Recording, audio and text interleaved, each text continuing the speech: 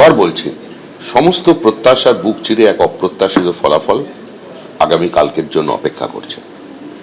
আর যে ফলাফল এখনো পর্যন্ত আমরা তাতে কোনো মন্তব্য করিনি, সেফোলজিস্ট বা বিভিন্ন ভোট ফেরত সমীক্ষা থেকে যা বেরিয়ে এসেছে সেটার সঙ্গে কোনো মিল থাকবে না। কাউন্টিং এজেন্টদের উদ্দেশ্যে তৃণমূল নেত্রীর বার্তা, ভোর 5টায় গণনা কেন্দ্রে পৌঁছে যাবেন, বাইরের খাবার নেবেন না, কেউ কিছু মিশিয়ে দিতে পারে।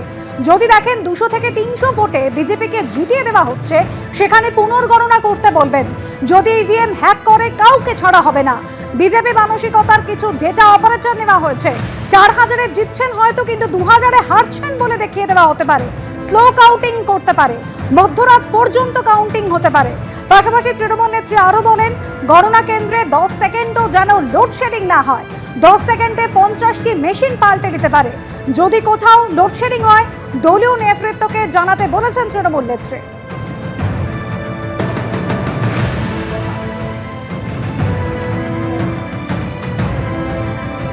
উত্তরবঙ্গ বিশ্ববিদ্যালয়ের জলপাইগুড়ি ক্যাম্পাসের ছবি, যেখানে কাল ভোট গণনা। তৃণমূল নেত্রীর বার্তার পরই ক্যাম্পাসের গেটের সামনে ট্রান্সফরমার পাহারা তৃণমূল কর্মীদের। এই ইউনিভার্সিটি যে ক্যাম্পাসের জলপাইগুড়ি ক্যাম্পাসের যে গেটের সামনে আমরা দাঁড়িয়ে রয়েছি, সেই গেটের কাছেই একটি ট্রান্সফরমার রয়েছে। আর সেখানেই দেখা যাচ্ছে কয়েকজনকে দাঁড়িয়ে থাকতে। তাদের সঙ্গে সরাসরি কথা বলবো। আপনারা এখানে রয়েছেন, আপনারা কি কোনো দলের তরফ থেকে? হ্যাঁ, আমরা তৃণমূল ছাত্র পরিষদ, তৃণমূল কংগ্রেস থেকে আমরা রয়েছি, এআইটিসি। মূলত এখানে দাঁড়ানোর পেছনে আপনাদের কারণ কি?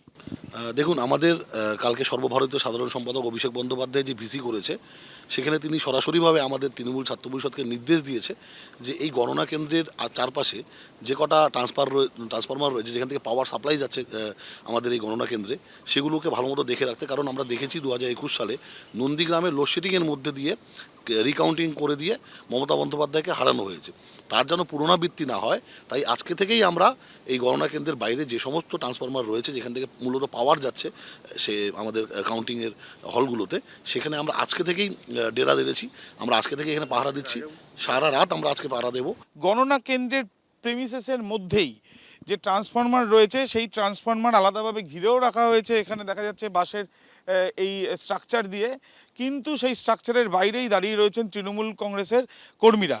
তাদের যেটা বক্তব্য, তাদের দলের তরফ থেকে যে নির্দেশ দেওয়া হয়েছে, সেই নির্দেশ মেনে তারা ট্রান্সফরমারকে পাহারা দিচ্ছেন। তার কারণ তাদের আশঙ্কা রয়েছে যে এই গণনা প্রক্রিয়া যখন চলবে, সেই সময় গণনা প্রক্রিয়া চলার সময় লোডশেডিং হতে পারে বলে তাদের আশঙ্কা। এবিপি আনন্দ, এগিয়ে থাকে, এগিয়ে রাখে।